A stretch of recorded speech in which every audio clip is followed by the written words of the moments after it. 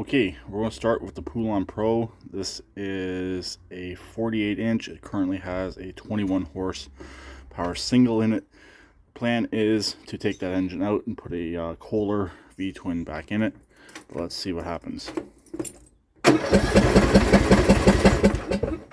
Plenty of power. Let's try it.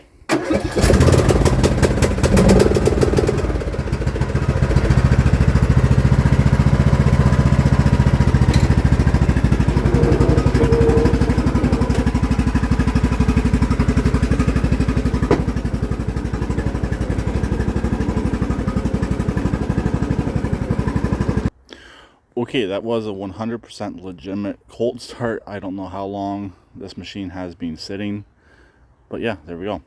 I'll talk to him later. Please keep it redneck like always, and please subscribe and comment.